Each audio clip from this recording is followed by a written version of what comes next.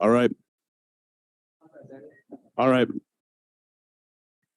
All right, Mike. Congrats on a big win tonight. Was that the finish or the fight that you envisioned? I mean, a head kick knockout is always what you kind of wish for, right? But you never know what's going to happen. I was honestly thinking that I was going to go into 15 minutes of hell with that guy. Nick's tough, and I don't even know if he's ever been finished, but the last time I was in the Bellator cage, I had a blown out shoulder. I had to fight opposite stance. That was the worst Mike Hamel 15 months ago. I went through a shoulder surgery, had a fight fall through. So I wasn't going to be denied tonight. Absolutely. And, big win like that coming back. How's it feel on the end of things now?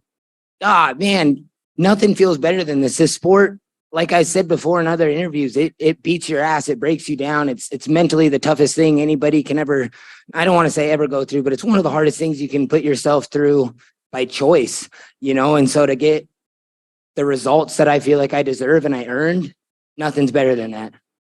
Great answer. And, I heard you put a lot of work into this camp. You had a ton of people from back home looking at, here at the fight, watching. How does it feel for everything to come full circle, just like it did tonight? It's awesome, man. I haven't fought in front of my friends and family in years. I miss having shows in Arizona where I used to sell the crowd out and have everybody there. So the fact that I got my friends and family here, it's going to be a good night. I'm about to get drunk as shit. Well, you earned it, that's for sure. Are there any particular fighters in your weight class that you would like to try next? Anybody in that top 10 is really good. And honestly, people right outside of it are really good. I honestly don't care. I want to keep building myself up. For being 30 years old, I'm still pretty young in this sport. I've got 15 fights, but I'm just getting exponentially better. So whoever they want to feed me, I was once just a wrestler, and now I'm head kicking people. So watch out. Yeah, it's definitely added to your game. Do you have a message for any of the fans or people in Arizona that supported you, now see you up at this level in Bellator? Yeah, thank you guys, because I've always had the best fans. I've always had the best support system. Shit, half of them are here right now anyways. I love you guys. How's it going, Magic Mike? Good, man, good. So you haven't felt a finish like that since 2017. After you got that finish, it seemed like you jumped up and you was trying to jump out the building. How'd it feel? Man, it was awesome. We were actually just joking about it up in the room. My boy Bryce Meredith, he's 4-0 now with 4 finishes. I was like, shit, you got more finishes than me now. I was like, I got to go get one. So I had to keep the little brother at bay. We had to stay tied for a little bit. Yeah, and you're currently riding a 3-fight win streak. So who's next? You got any names you want to call out? Nah, man, the whole division can get it. And they know that. I know I'm one of the dark horses. I know I'm that guy that people see on the roster that they don't want to fight. I'm the only one who stole around on the champ. So you tell me, man. So right here. So what do you think this knockout victory does for you as far as the rankings? It gets me fucking paid. I deserve that, man. I've been grinding my teeth at this sport for years. And I'm on a 3-fight win streak. I got 1 fight left on my contract. We're going to go into renegotiations, and I'm going to get what I deserve. So we got the Grand Prix coming up. We got the Hawaii card, Chicago. What's your pitch to Bellator to get you on more of these cards this year? I want to fight right away. Like I said, it's been, like you guys know, it's been 15 months. I had shoulder surgery. I had the Roshkov fight fall through. I'm trying to make a living at doing this while I can. So either they need to come to Phoenix and let me blow the roof off the Footprint Center, or put me on that Chicago card. I'll go fight in June. I got a lot of friends who are from Chicago. We'll blow that place up too. Hey, Mike K. Williams for Can Chronicles Media. Congratulations on a win tonight. Can you express on training camp leading up to this fight? It was a typical MMA lab training camp. It was tough as shit. I got the best training partners in the world, and I got the best coaching staff. I've represented the lab every single one of my amateur fights and professional fights. Me and John Crouch have one of the best relationships a coach and athlete can have. I look up, me and Benson Henderson have a great relationship. Randy Stanky, Rob Emerson, my boy David Mashad back home. I've got all those people who have been investing time into me for years, and they put me through a hell of a training camp. There was times where it was tough, and you don't want to do it anymore. You're like, shit, man, get off of me. These amateurs are starting to beat my ass. I'm tired. But hey, it works out.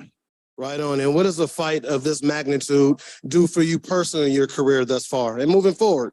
Like I said, it's 3 fights now in a row over 3 game ass opponents. You know, look what Achilles Mota's been doing to people. I beat him with 1 arm in an opposite stance. You know, look what Usman's been doing to people. Shit, Borix went on and won like 5 in a row after I think I beat him in a split decision. You know, I've only been in there with the best, and I'm proving that I'm right up there with him. I mean, you know, so what this does for me right now is this gets me a new contract and maybe a number by my name. Mike right here. Simon Simano with MMA Junkie. I apologize. I'm stepping in late.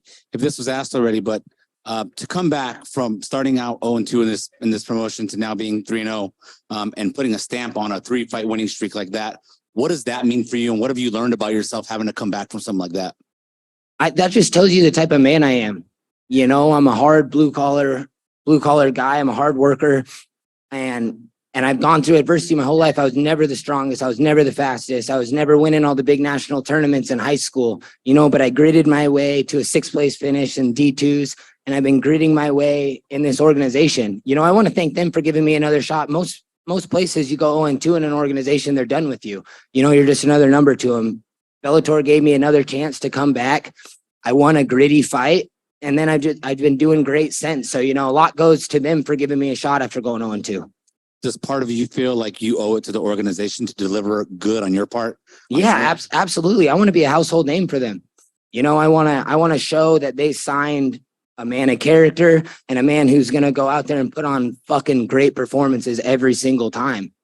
And I've done that every single time for him. So I want to keep being me. If I keep being me, good things are going to happen, right? And the last thing for me, I saw after you got the knockout, I'm pretty sure I saw you share a hell of a hug with Benson, right? Yeah. Benson Henderson. What's it like having him in your corner, and how has he helped you get through some adversity early on to get to this point? Benson's just, he's the best man in every sense of the word, right? He comes in there, win or lose. He represents himself and his family and his gym with the utmost respect. And he freaking works harder than anybody I've ever been around. And he's beat my ass more times than I'd like to admit. So to have him and truly have a bond with him like that, and have somebody that I can look out for, have somebody look out for me like that, it's like nothing's better. You know, that's what like teammates are. I got more than teammates. I got brothers and sisters at the lab. Thank you. What's up, Mike, right here?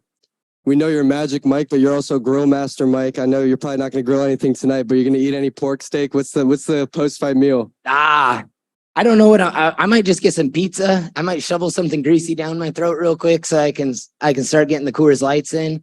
But when I get back, I'm throwing a brisket on that big ass smoker of mine. So last fight, you came all the way out to California, October. You made weight against Max Roscoff. You're in the process of making weight. That fight falls through, medical issues on his end.